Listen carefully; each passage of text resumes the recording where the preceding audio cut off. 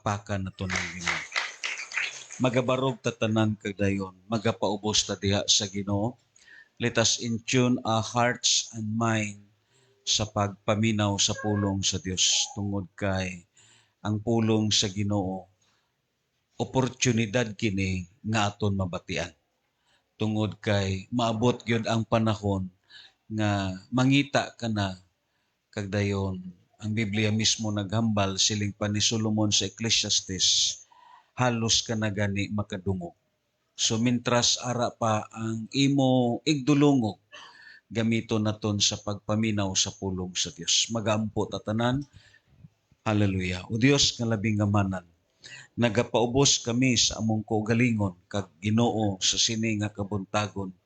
Ang amon o Dios hangyo sa imo.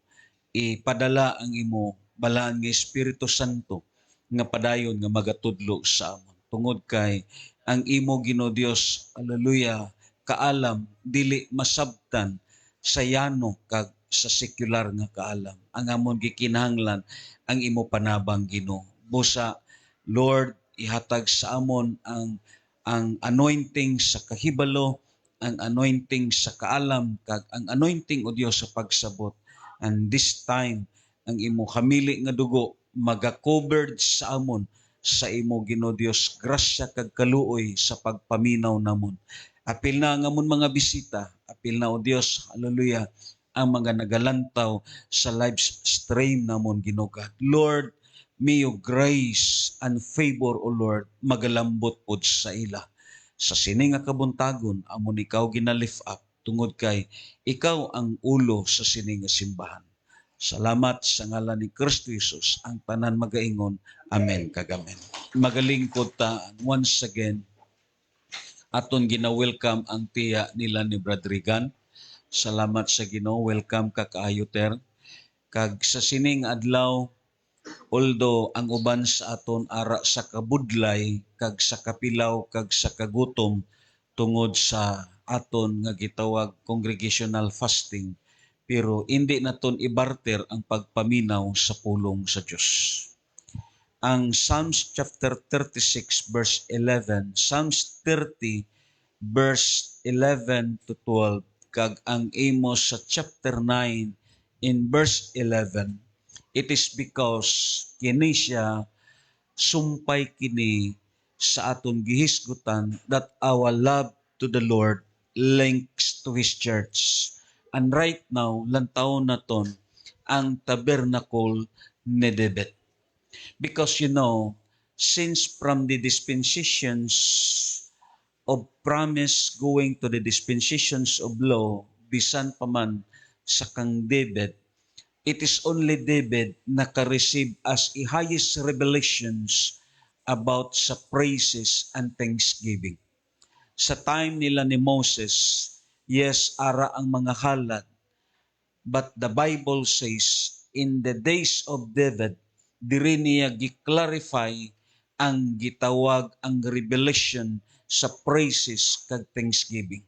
Amo na nga mabasa na naton sa panahon ni David, mabasa na naton ang pagpakpak, mabasa na naton ang pagsayaw, mabasa na naton ang paggamit sa mga tulunggon o mga instrumento, mabasa na naton bisan pa man ang pagsinggit sa paghatag og kahimayaan sa Dios, because it is only David received this highest revelation, which is the revelations of praise and thanksgiving.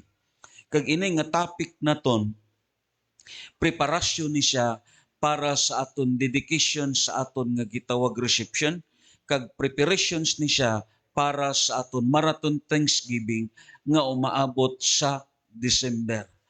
Kay nga agod nga matubag ang aton mga pangutana nga kinahanglan gyud nga magpasalamat sa Dios. It is because this highest revelations nga nadawat ni David, amo ganin ang Biblia kung lantaw naton the tabernacle of David, which is Bible says the tabernacle of praise and thanksgiving.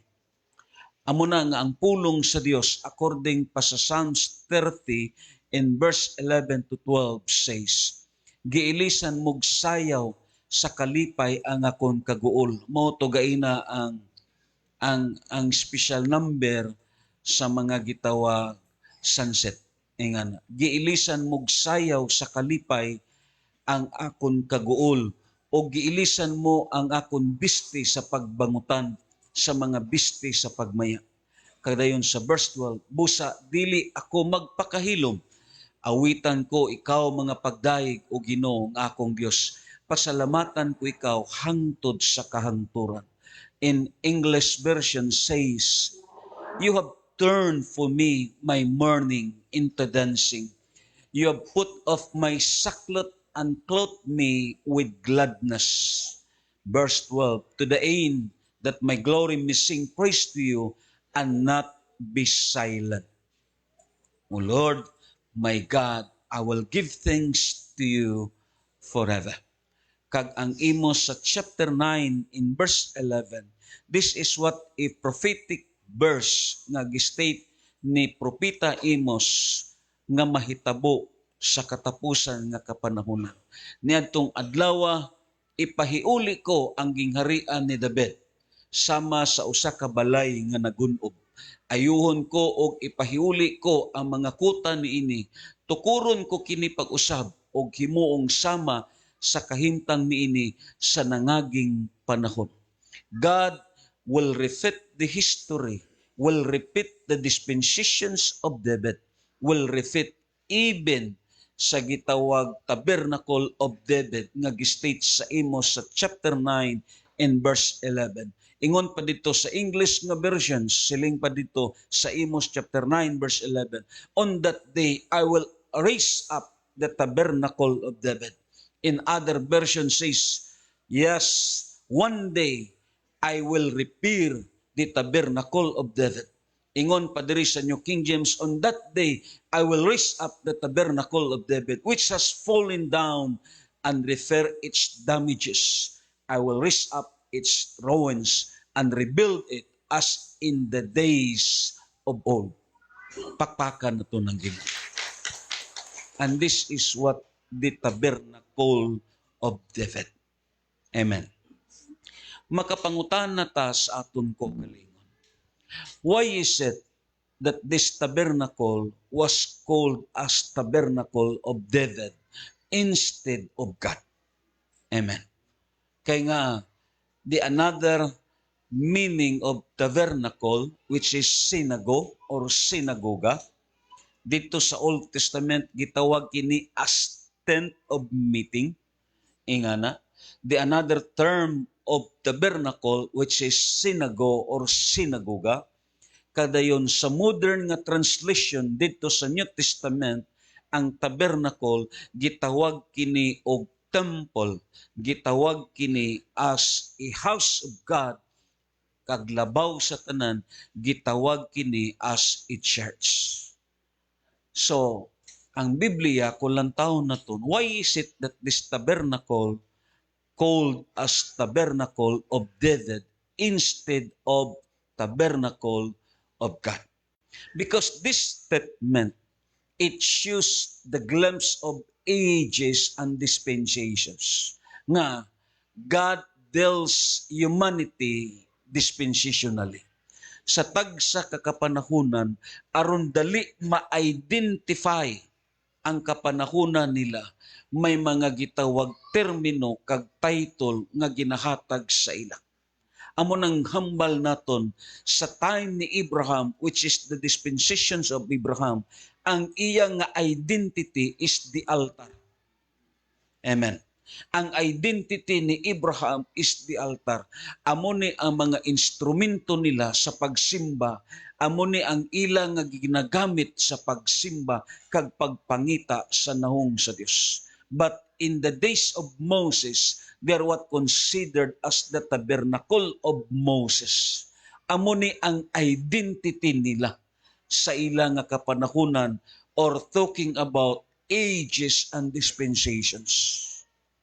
Kaya nga, in Acts chapter 13, in verse 36, kung lantaw na ton, sa panahon ni David, siling padre, for when David had served God's purpose in his own generations, he fell asleep He was buried with his fathers and his body decayed.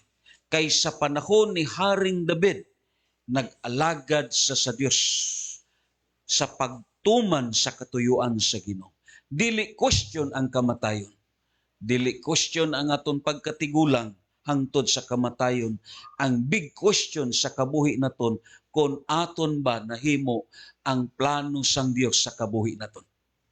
But David says, namatay siya nga na-fulfilled ang plano sa Dios sa kabuhi niya. Namatay siya nga na-fulfilled ang katuyuan sang Dios sa kabuhi niya. And the Bible says, natulog siya tipon sa iyang mga ginikanan.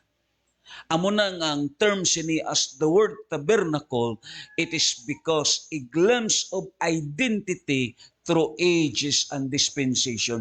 Aron dali sila ma-identify at the same time ma-classify naton ang kalihukan dito sa Old Testament.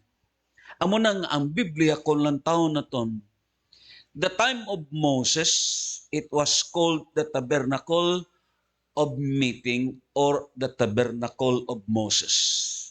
This tabernacle of Moses was still at Shiloh until in the time of praise Eli. Yes, of course, ang tabernacle of Moses nagpabilin kini dito sa Shiloh. Kung aton lang taon sa geographical nga map, imo makita, dito ni siya ubos nga bahin sa gitawag sa Jerusalem. At sa time sa kang Eli nga nangin pare. But sad to say, sa time ni Eli, diri na naagaw ang Ark of Covenant, tungod kay ang mga Israelites sa nga panahon, wala na mahisubay sa insakto nga pag-alagad sa Diyos. Amo nang ang Biblia, kung lang taon na ton, yes, this Psalms chapter 30, ang whole context sa Psalms chapter 30, kung basahon naton, this is talking about a double chain reference. Baliko naton ang Psalms chapter 30, it is a double chain reference because this was talking about the dedications. Kagdayon, diin diri nga bahin ang pag-state nga dedications, diin diri nga bahin ang gihalad ang iya ba nga balay o ang iya ba nga tabernacle. Ingana. Because there are different between the house of David and the tabernacle of David. Amen. There are different words between the house of David and the tabernacle of David. Amo na nga ang Psalms 30, this is talking about dedications. Why? Because the Bible says, kung lang taon na ton, first, the dedications of the house of David refers to his palace. Nag-refer ni sa palasyo niya. Kaya ang word nga dedication dire, may dual references, may dual chain references. First, nagisgot kini sa iyang balay as considered sa palace niya. Kag ini nga gitawag iyang balay nga gitukod, gitawag kini the city of David. Amen. Gitawag kini the city of David, and the city of David sometimes called the city of Jerusalem. And the city of Jerusalem, yes, within the city of David, this is a place called Zion. Amen. Amo nang mga alawiton naton as the word Zion is the place of singing. Because this place is city of David, it is called Zion or is city of Jerusalem. Para nga masabtan naton ini nga gitawag mensahe as related sa kabuhi naton. Because David, yes, the Bible says his tabernacle is a tabernacle of praises and thanksgiving. Amo na nga sa New Testament, maamis ka nga ang kasagaran dito sa mga gitawag prayer o sa mga nagpakiluoy kang Kristo Jesus. Ang kasagaran nimo nga mabasa, Jesus kaliwat ni David. Amen? Hindi nimo mabasahan nga ang ila hangyo nga nag-ingon sila, Jesus kaliwat ni Moises.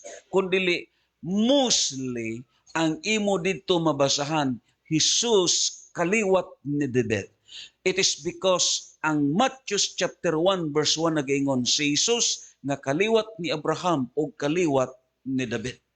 Because David received the highest revelations, the revelations of praises and thanksgiving. And this is also called sa time na ni Kristo Jesus. Kag malambot na diha. This is called Zion. Kag dayon, siling padre niya. Mount Zion.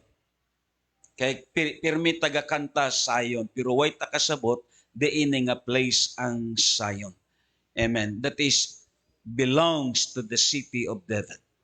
Mount Zion was the last stronghold in the land of Palestine. Amo na gani ang reason, ang mga Pilistihanon, way hunong ang ilang nga paggubat sa Israel because nagtuo sila nga ini nga place ila ni.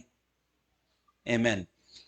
Mount Zion or the city of David was the last stronghold in the land of Palestine that David captured and made it the capital of the nations. Because the capital of Israel during the time is Jerusalem. Amen ba? Kag sa pagdaog ni Trump, ang state niya, iya gyud ibalik, which is the capital of Israel is Jerusalem. Ingana. Kay gusto niya nga mobalik yun sa biblical nga concept ang aton nga gitawag nasod. So ingon pa dire, this land was totally conquered by David from the tribe of Jebusites. Ang mga nagpuyo dire kaniadto ang mga Jebusites. But actually, kung lang taon naton, before naton basahon ang 2 Samuel kag 1 Chronicles, the ancient name of Jerusalem is Salem. Amo ni ang iya gyud ancient name as the word Salem. Kay sa history, masubay naton ang mga geographical nga diin may importante pod nga significant sa kabuhi naton. Amen. So the ancient name of Jerusalem is Salem. Let's say for example lang, ang Genesis chapter 14 sa verse 18 katong si Melchizedek nga hari sa Salem. Siling pa diri, si Melchizedek nga hari sa Salem. And that is what the ancient name of Jerusalem.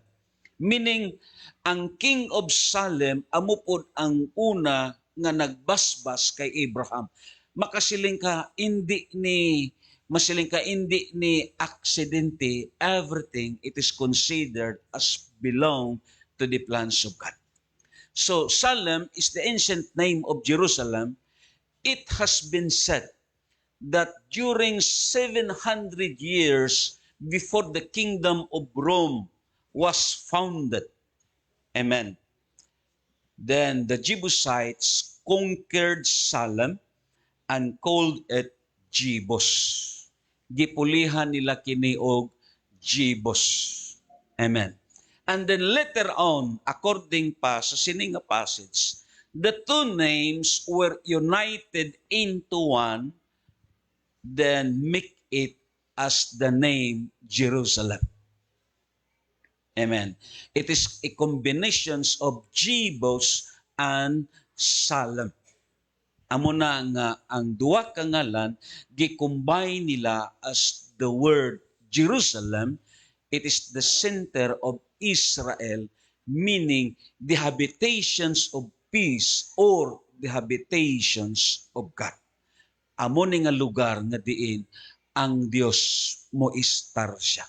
Siling pa sa Psalm 76 verse 2. In Salem, also in his tabernacle and his dwelling place in Zion. Sabi sa Cebuano, siling padre, ana sa Jerusalem ang iyang Pinoy-anan. Amen ba? So Jerusalem, it is a dwelling place of God. which is the habitations of God. Amo na nga siguro maamis ka nga isa tagsa kagubat walay makapildi kanila. It is because Jerusalem is the habitations of God. Dira nagpuyo ang Diyos. Even in 2 Chronicles in chapter 6, sa verse 6, naghambal dito, apan gipili ko ang Jerusalem aron sa maong dapit simbahon ang akong ngalan. So this is what we call as the city of David, and the city of David was called as Zion. Amo nang gi-state dito sa 2 Samuel kung lang taon na ton, because Zion is the last strongholds of Palestine. Siling pa dito sa 2 Samuel, kung basahon na ton, ang verse gay na. Unya, miadto si David ug ang iyang mga tao ngadto sa Jerusalem aron pagbuntog sa mga Hibuzihanon nga nagpuyo dito. Kaniadto giingnan nila si David, dili ka makasulod dinhi kay abugon ka sa mga buta ug sa mga bakol. Kay ining gitawag Jebusites, grabe ni sila. Ang gipront nila sa away, mga buta nga mga tao kag mga bakol. Amo ning gipront nila, amo ning ilang mga kapgo. Ingana, amo ning gibutang nila sa front line. Kay nga muingon dahil sila, bahala patay, buta ka man. Bahala patay, kay bakol ka man.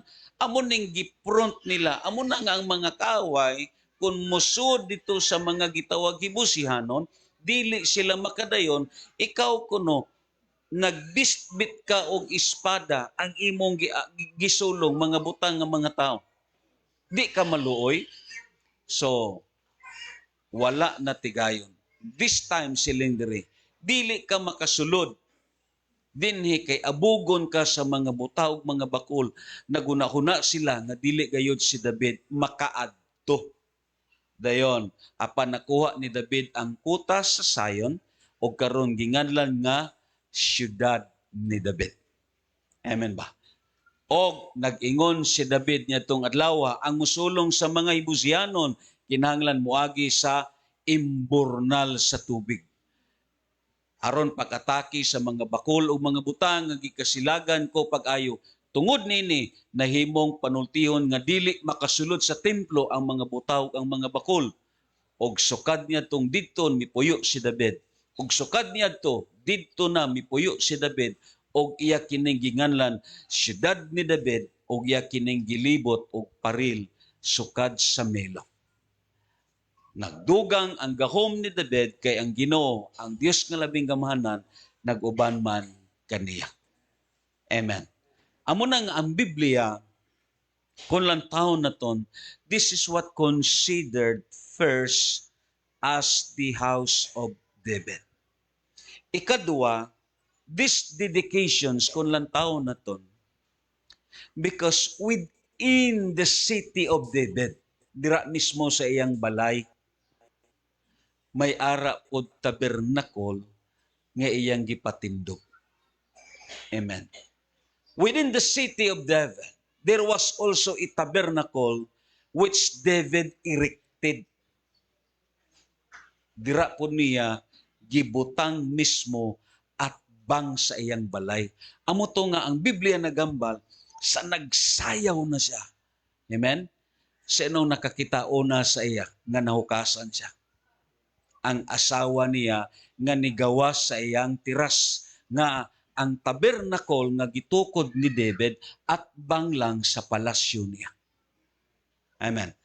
Within the city of David, there was also a tabernacle which David erected and called it the Tabernacle of David. Kagdayon siling padiri, where the Ark of Covenant placed this tabernacle from Obed-Edom sa gikuha na niya ang Ark of Covenant dito sa kang Obed-Edom. And within this tabernacle, we seen David dance before the Lord with all his might. Amen. Dire makita naton nga si David, gibuksan niya ang another nga dispensations as dispensations of praises and thanksgiving. Siling pa dito sa 2 Samuel in chapter 6 verse 12. O giingnan nila si Haring David. Gipanalanginan sa Ginoo ang banay ni Obed-Edom o ang tanan nga iyaha tungod sa sudlanan sa kasabutan sa Dios. Busa, miadto si David o gikuha niya ang sudlanan sa kasabutan sa Dios gikan sa balay ni Obed-Edom o gidala kini ngadto sa iyang syudad o sila malipayon kaayo. Dayon, siling dayon sa diyang nakalakaw nag-unom kalakang ang nagdala sa sudlanan sa kasabutan sa Ginoo. Naghalad si David og usa ka turo og usa ka nating baka nga tambok. Amen. Kag dayon busa gidala ni David og sa mga Israelita ang sudlanan sa kasabutan sa Ginoo, inubanan sa mga singgit ug tingog sa trumpeta sa pagsulod na sa sudlanan sa kasabutan sa Ginoo sa syudad ni David. Amen. Which is the place of David. Si Mikal nga anak ni Saul milantaw sa bintana. Amen. Paglantaw niya sa bintana, nakita niya si David nga naglukso-lukso ug nagsayaw-sayaw. Amen. At tubangan sa Ginoo. Ug wala siya mahimuot sa gibuhat ni David. Sinong wala nahamot? Ang asawa niya. Pero may Diyos nga nalipay sa kang David. Amo na nga sa aton dispensation ang propesiya sa Amos naghambal, I will restore the tabernacle of David. Meaning, the tabernacle of David and the church of Jesus Christ is the same revelation. Amen. Amo na ang Kristohanon karon ang iya nga gitawag pagsimba kag pag-alagad sa Dios.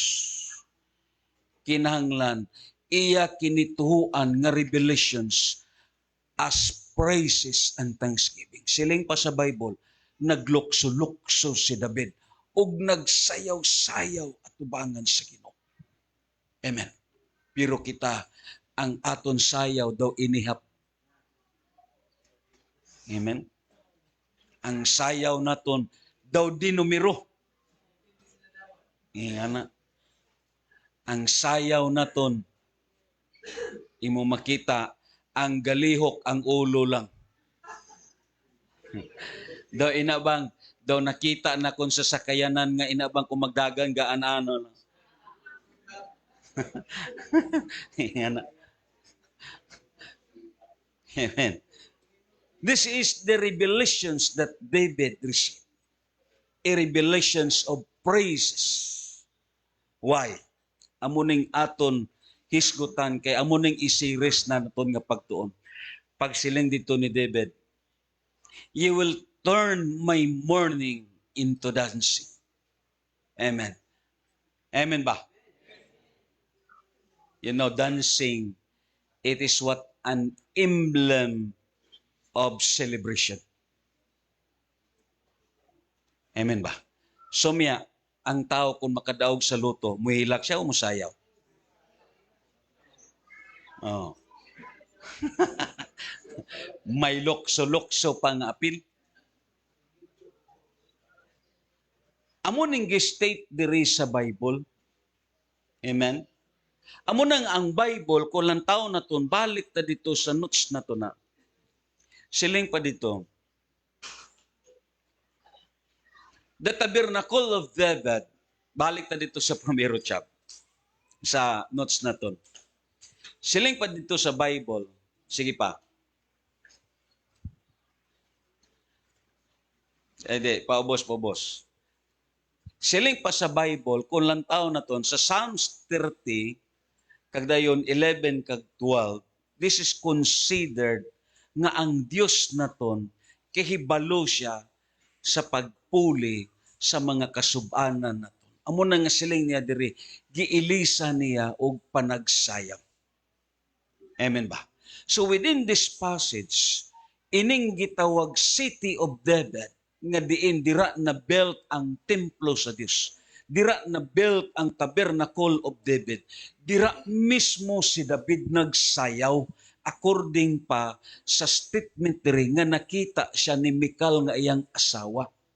Kag siling pa sa Biblia, wala nahamuot ang asawa niya. Verse 18, kung lantaw na ton, og sa pagkahuman ni David og halad sa mga halad nga gisunog og sa mga halad sa pagpakigdait. Gipanalangina niya ang mga tao sa ngalan sa Ginoo nga labing gamhanan. Pakpakan na itong So meaning, ini nga gitawag chapters sa chapter 30, this is considered as dedications both from his palace and both from the tabernacle of David. Because the Bible says, kung lang taon na ton, grabe ang paghugyaw ni David. Hindi ma-explain ang iyang pagsayaw. Kay bisan gani ang verse 17 nag-ingon, murag na hukasan na si David. Kung lang taon na ton, balik dito, ang verse 17, wala nakamatikod si David. Siling pa dito, gidala nila ang sudlanan sa kasabutan sa Ginoo ngadto sa sulod sa tulda og nga gibuhat ni David alang gayud dinhi. Gihalad ni David ang mga halad sinunog og mga halad sa pagdait at tubangan sa Ginoo. Kag siling pa dito sa gitawag sa Biblia, og si David wala nakamatikod nga nahukasan siya sa pagsayaw niya.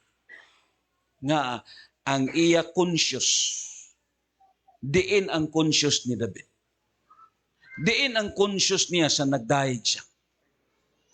Diin ang conscious niya didto na sa Diyos.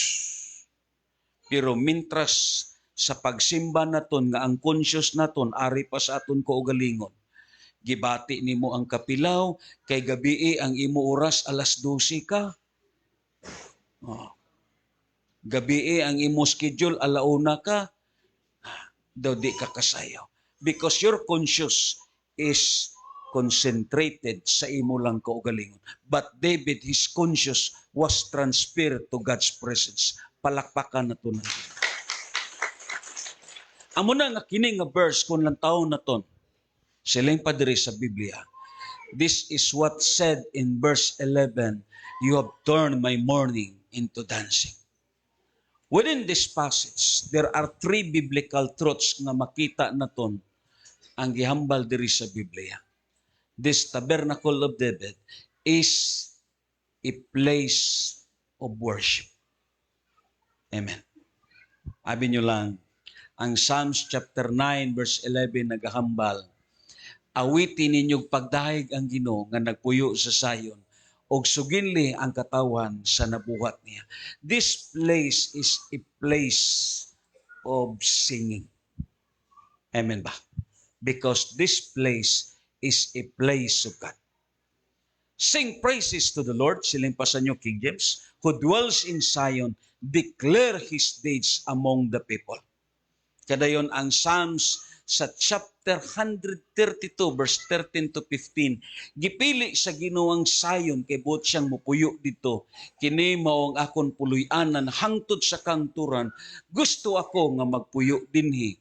Verse 15, hatagan ko ang sayon sa tanan niyang gikinanglan, busgon ko ang iyang mga kabus. Kadayon, ang ikadua, siling pa diri sa number 2, not only a Zion is the place of worship, but the tabernacle of David is the tabernacle of praise and thanksgiving. Lantaw na ton sa panahon ni David. Ang Psalms 119 verse 164, basahon na tuntanan sa Cebuano. Sa English lang, silang padriya.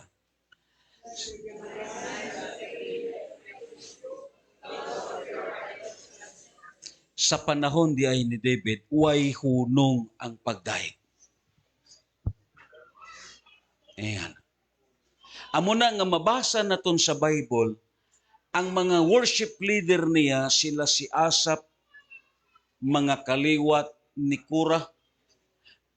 Because 7 times a day, hindi kay 7 times a week. Why? Because the tabernacle of David Why hunong ang pagdayeg? Rotasyon kini. May rotasyon nga gihimo si David sa time niya. Sa dispensations ni David, may rotation. Let's say, for example lang, imo makita, ini nga gitawag oras, mandi abi, ini nga oras halin sa alas 6 sa buntag, pakadto sa gitawag alas 9 sa buntag or something, pakadto sa alas 12 sa gitawag sa kautuhon. Ang magdaig diri ang tribo nila ni Ruben, ang tribo nila ni Simeon, meaning may rotasyon nga nagakatabo. Amo na nga si David matingala ka 7 times a day. Sa isa ka adlaw, 7 siya ka bisis magdayeg, kay nga kung lain naman nga grupo ang magdayeg, mukuyog na po dito si David.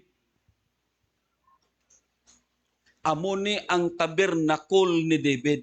Amo ni sa dispensations niya, meaning way hunong ang pagsimba sa panahon ni David.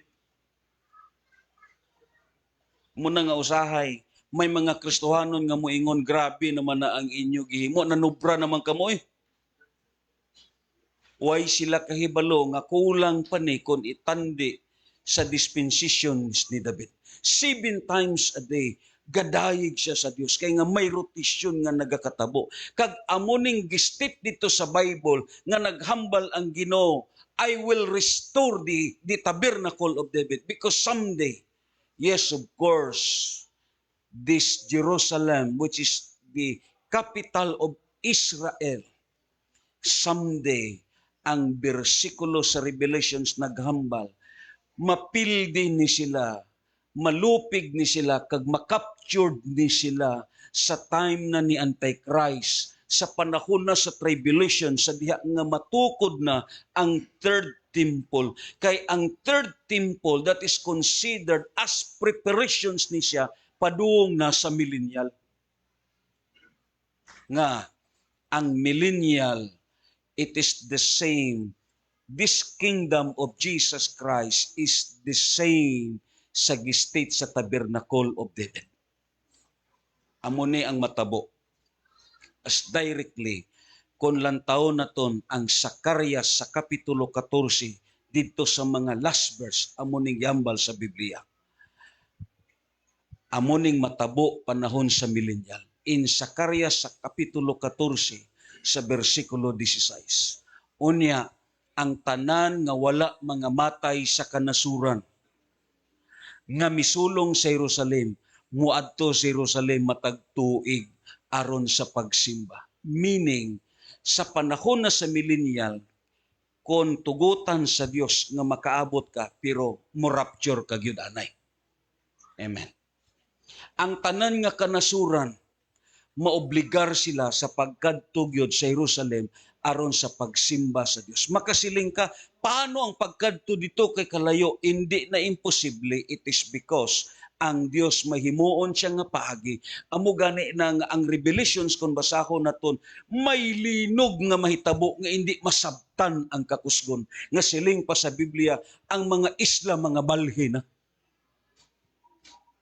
Posible nga ini nga linog, amo na ni ang pagbalik sa continents. Kay ang aton gitawag mga isla, nagbuwag-buwag kini tungod sa grabe nga linog. But someday, kung himuon na sa Dios nga mubalik ang continents, hindi imposible ang pagkadto dito aron sa pagsimba. Nga ang Dios mismo nagambal, I will restore the tabernacle of David. Siling pa diri sa Biblia.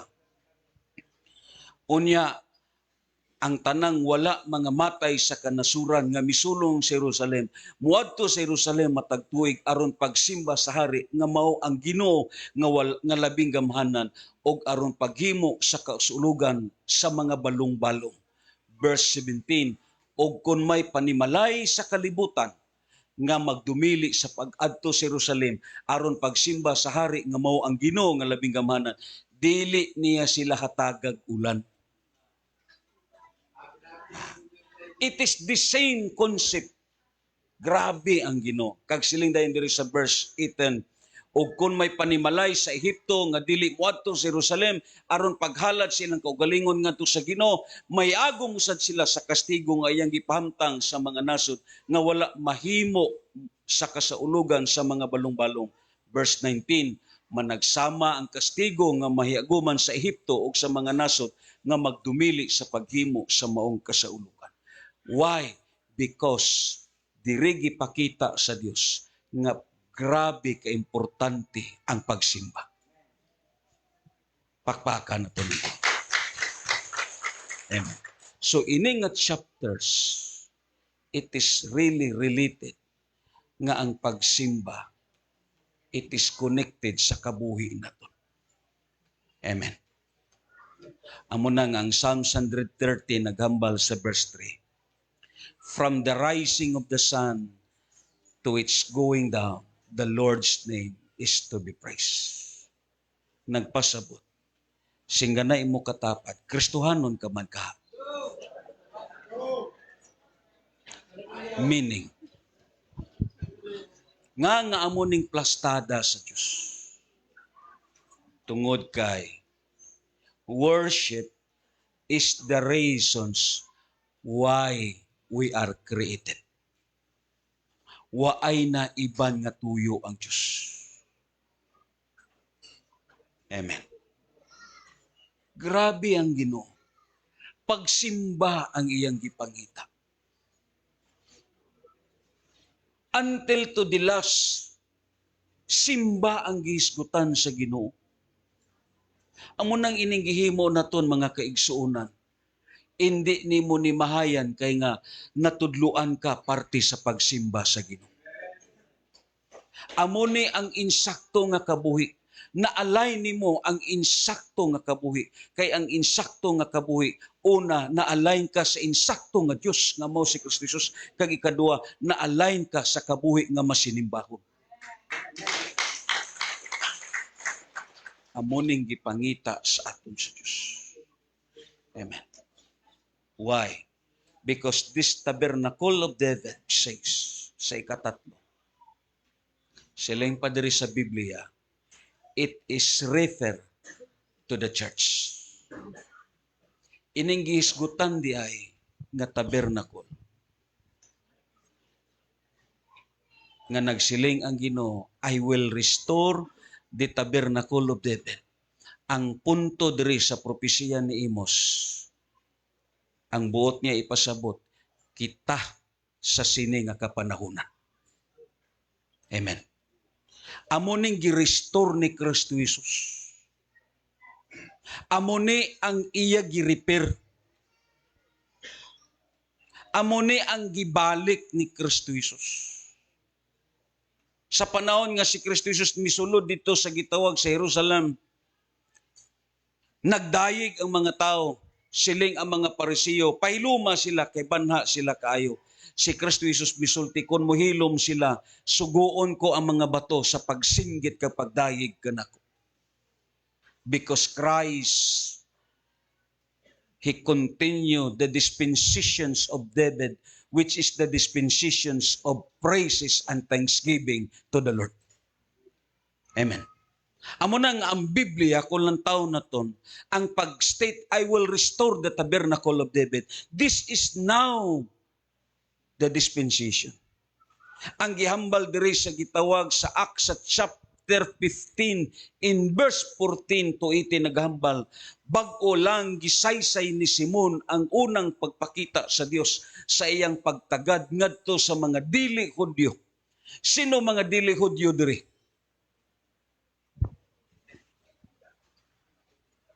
Lingayin niyo kuno tapad kung Hudyo na siya. Amen. Sapagkat tinuod lang ang kaluwasan, yes, para lang unta mga Hudyo. Amen. Galing tungod sa gibuhat sa sini nga mga tao, ang Dios naluoy sa tanan nga tao. Apil na ang mga hintil. Kag sin-uni ang mga hintil, ang mga tao nga dili Hudyo.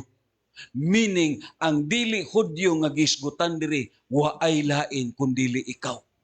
Ang dili Hudyo nga gisgutan diri, nga gihatagan pagtagad sa Dios si Bradhinyo.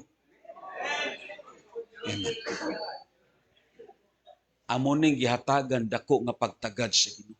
Meaning, ining gitawag tabernacle of David not only to raise up as a Jewish generations, but to raise up even to the Gentile nation. Kay nga, ining mga dili Hudyo, pero Hudyo sa kasing-kasing, amo ni nga mga tao ang magdayeg kang magsimba sa Ginoo. Lantawan ninyo, ang pagsimba sa mga Judaism, may pagdayeg ba sila sama sa kay David? Wala. Amen ba? May pagsimba ba sila sama sa gihimo ni David nga maglukso-lukso sila? Amen? Lantawan ninyo, ang aton simbahan nga ginhalinan sa una, manimba lang ta, may lukso ba nga mahitabo? May sayaw ba nga mahitabo? Wala. Yes, dira tahalin sang una. Amo na nga ang Biblia naghambal, God says, I will restore the tabernacle of David. And this tabernacle of David, yes, iya kini gi-extend nga favor didto sa mga tao nga dili Hudyo, mga hintil nga mga tao, pero ang kasing-kasing nila ara sa pagtuo kang Kristo Jesus. Kag right now, we are in the tabernacle of David. Because this tabernacle is the tabernacle of praises and thanksgiving. Amo na nga, way hunong ang pagpasalamat sa Kristuhano. Amen. Siguro masiling ka mo nga may pagpasalamat. Kaya nga, amo ni ang revelation nga gihatag sa Diyos. And these revelations, someday, God will restore it. Kag natuma na sa aton panahon. Amo na nga ang simbahan. Gi-invite ko sa aton sa mga amigo na to. Magwali siya simbahan dito sa Bugo. Abi nyo lang, siling pa niya, 26 na katuig to nga simbahan, pero way kaagi pasalamat. Ingan. Nakalingo-lingo ko, may pangdungganon, may anniversary. Nantawan ninyo si Tupi. Nga gibless ang Palawan, may pa sila, may pasalamat. Inino nangara sa secular, may pasalamat. Lantawan ninyo mga nag-celebrate sa linding. Ang mga gitawag linding, nag-celebrate sila sa pasalamat. Inang gi-celebrate nila, ang inyo na kwartang inyo giutang, nga gipasakaan. Ingana. Nagimo magani sila sini. Nga kung lang taon na ton, hindi sila mga Kristohanon. Kagway may subay sa insakto ang ilang gimo. How much more kita? Way hunong ang pasalamat. Kaya nga, this is the days of David. And right now, David says, yes, nabuhi siya paagi sa aton karon nga henerasyon. Nga sa sini nga mga henerasyon, ara ang pagsimba sa pagsayaw, ara ang pagsimba sa pagpakpak, ara ang pagsimba sa paghatag sa mga alawiton diya sa buhay nga Dios, because this is the highest revelations of praises and thanksgiving diya sa Ginoo. Amo na nga siling pa sa Bible, gihatagan niya dako nga pagtagad ang mga dili Hudyo, which is kitani. Kadayon siling dayon dito sa verse 15, ang mga pulong sa mga propeta tukma gayud niini sumala sa giingon sa kasulatan. Human niini mobalik ako, nag-ingon ang Ginoo, og akong tukuron pag-usap. Amen. Ang napukang balay ni David, tukuron ko kini pag-usap og lig-onon.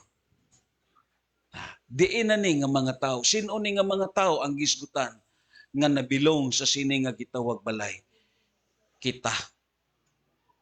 Amen. Praise God. Way kamo nalipay nga kamo ang gihatagan pagtagad sa Ginoo? Kita. Nga na. Amen. Kita ang gihatagan dako nga pagtagad sa Dios. Amo na nga ining pagsayaw naton, ining pagsimba naton, ekspresyon ni sa kalipay kay ang Dios naglambot sa kabuhi nimo. Amo na nga ako nagtuo. Ang Psalm sa chapter 30, the whole theme of these chapters, it is the combinations of praises and thanksgiving. Amen. Kay nga man, amuning kabuhi sa mga Kristohano. Kag amo na ning gihambal ni David sa verse 11. You have turned my mourning into dancing. Why?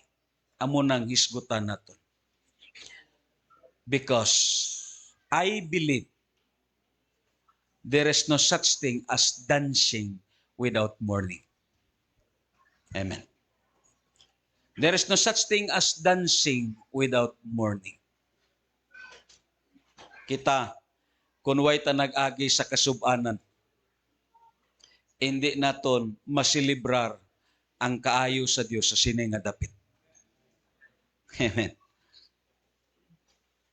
Hindi naton masilibrar ang gihimo sa Dios sa kabuhi naton. Like David, for how many years nag-agi siya sa kasub-anan. Amo ganito nga ang Biblia nagambal, grabe ang sayaw niya. It is because now his mourning will pass. Amen. Nahumana ang iyang kasub-anan kay nga sa dugay nga panahon nagsigi siya tago sa dugay na nga panahon imo makita way siya nakapauli sa iyang lugar sa dugay nga panahon ang iyang kinabuhi nangin wanted siya sa kang haring Saul ang iyang kabuhi ara sa peligro kag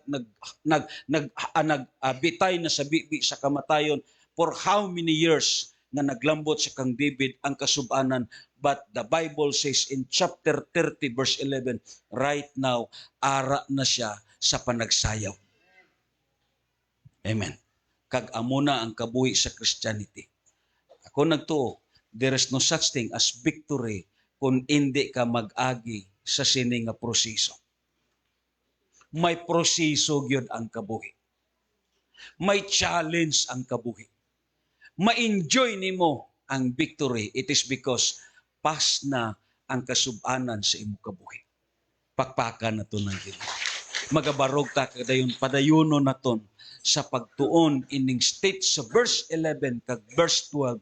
This is part pa ni sa introduction nga aton gitun-an kag sa next lang taon naton ang passage sa verse 11 kag 12 nga nag-ingon si David sa sini nga passage, you have turned my mourning into dancing.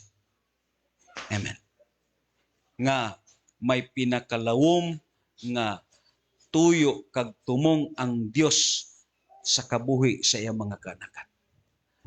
Kagdayon, una, para sa Dios ang pagsimba, amo gyud ang iyang gipangita. Nga nag-build siya og tabernacle since from Moses and David and until now sa aton. Nga ang iya nga gitawag purpose nga may mga tao nga magsimba sa iya. May mga tao nga mag-alagad sa iya. Kag amuni nga kapanahunan ang aton pud himuon tibok naton kabuhi simbaho naton ang Dios. Aton awitan ang Ginoo. Hallelujah.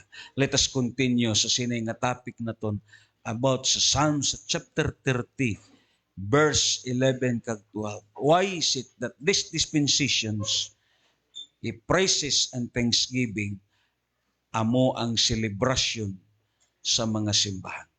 Simbahon na to ng Ginoo. Hallelujah.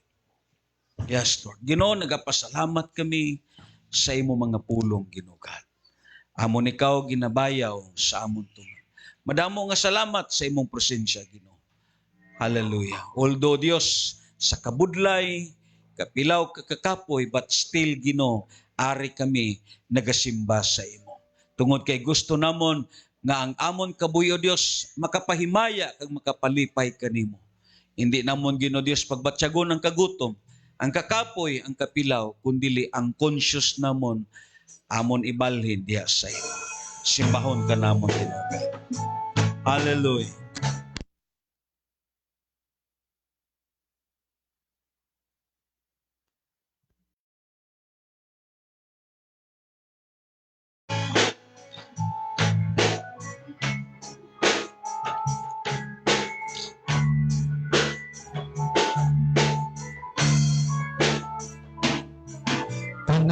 sa kagool, gilipay mo ako, bisan sa kasakit, giluwas mo ako, tungod sa kaayo mo, misalig ako kanimo, sa gipakita mo kanako, nga gugma mo.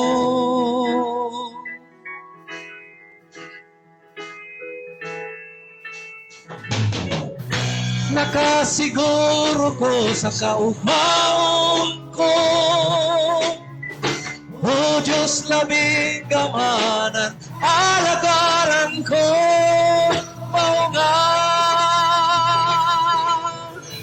Ikaw na ang giginahanglan ko, ining kinabuhi ko.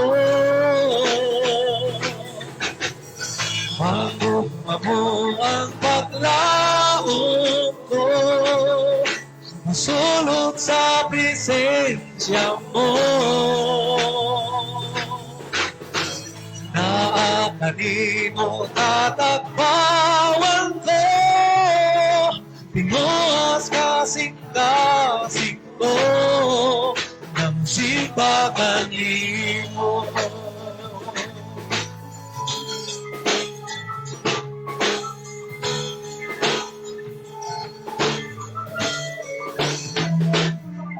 Panahon sa kagoon, nilipay mo ako, bisan sa kasakit, hiluwas mo ako, tungod sa kaayo mo, misalig ako kanimo, sa ipakita mo kanako, kagugma mo.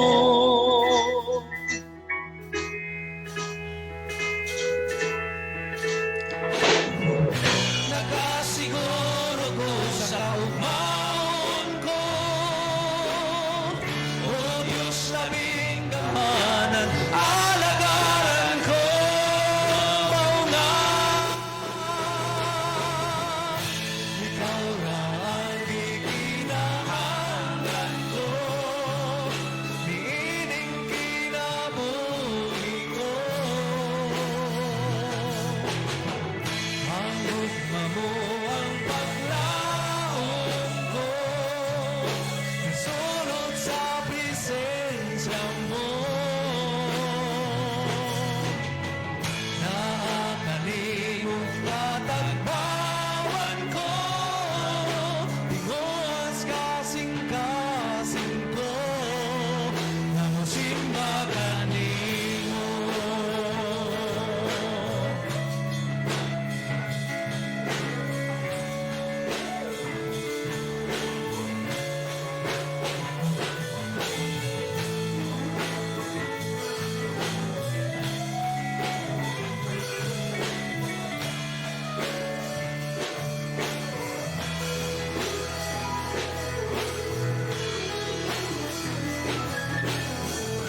Mga butang ning kalibutan, mahimong katawanan lamang.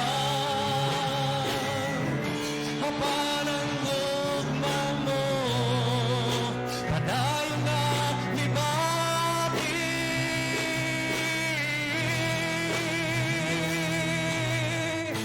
Ikaw na ang giginahanglan ko, niining kinabuhi ko.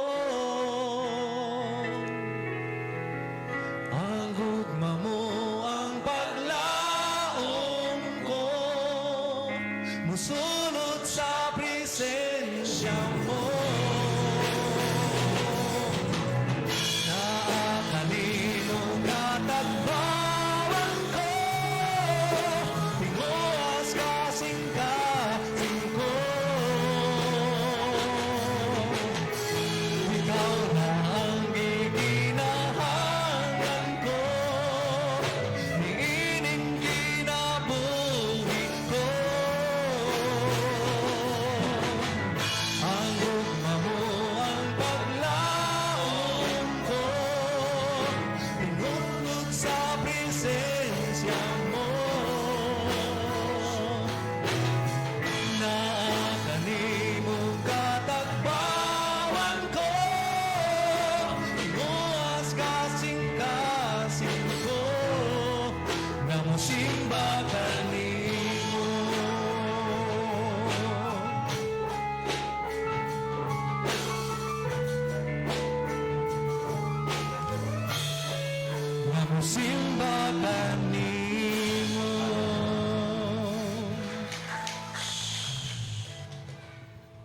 ang punto naton sa Sakaraya chapter 14 ganiya. Siling pa dito, ang tagsa ka panimalay nga modumili sa pag-adto aron sa pagsimba, dili hatagan ulan sa Dios. This verse is also related even sa aton karon nga panahon. Ako nagtuo, ang usa ka tawo kung dili niya tumanon ang gisulti sa Biblia nga simbahon kag alagaran niya ang Dios, yes, may mga posibilidad nga modili sa iya ang panalangin. Nga damo mga bersikulo ang mabasa naton. Even sa libro sa Jeremiah nga naghambal, silutan ko ang tao nga mibiyak o mitalikod kanako. Sabi nyo lang, ari man si Sister Vicky, akong giingnan si Brad Julie. Ko Brad, katong inyo igsuon, kung waay lang to nagluya sa pag-alagad, hasta karon buhi pa to siya. Galing kay nagluya siya sa pag-alagad. This is biblical. This is a promise of God. Kay nga unfair para sa mga tao nga nag-alagad sa Diyos. Ako mismo nakakita ko sa akong mga mata. Tan-awan ninyo ang wala nagmatinud-anon sa pagsimba kag sa mga tao nga nagmatinud-anon. Lantawan ninyo ang pangabuhi nila. Lantawa. You see the difference because the promises of God hindi bakakon ang Ginoo. Amen. Amo na nga ang Ginoo ang highest nga achievement sa Dios nga may mga tao nga magsimba sa iya. May mga tao nga mag-alagad sa iya. Meaning, kung ang tao, himuon lang niya ang makapalipay sa Diyos, idalom siya sa kubiring sa Ginoo. Idalom siya sa gitawag pagkatiman sa Diyos. Hindi siya pagpabayaan sa Ginoo. Amo ganin ang nasulti na kon, abi mo lang ako mismo, maluoy ko sa mga Kristohanon nga nagpangabudlay diya sa pag-alagad sa Ginoo. How about sa Dios? Mas labaw na ang Ginoo. Inibang Kristohanon nga makita nimo sa gitawag prayer meeting, makita nimo sa prayer group, makita nimo sa pagsimba, makita nimo sa bisan diin activities. Makasiling ka ini nga tawo lapit ni sa panalangin. Lapit ni sa panalangin. Pero lantawan ni ang Kristohanon nga daw nagdumili sa mga buluhaton. Makasiling ka nga do ka dimala sa iya. Unta wa may dimala sa Kristohanon. Galing kay ang kabuhi niya, yes, iya gisiparar diya sa insakto nga metodo nga mao ang pagsimba kapag alagad sa Dios. Let us remember and ponder this word nga siling pa ni Kristo Jesus, I will restore the tabernacle of David. And the tabernacle of David says, kung ang tagsa ka panimalay mo dumili sa pagkadto aron sa pagsimba, ang Dios modili sa paghatag og ulan sa ila. Ang ulan, it is the symbol of blessings. It is a symbols of protections. And the Bible says, nga nahimo nimo ang mga butang nga nakapalipay sa Ginoo. Amo na nga kita oportunidad ni para sa aton. Nga mintras may panahon, mukadto ta sa simbahan aron simbahon kag daygo naton ang Ginoo.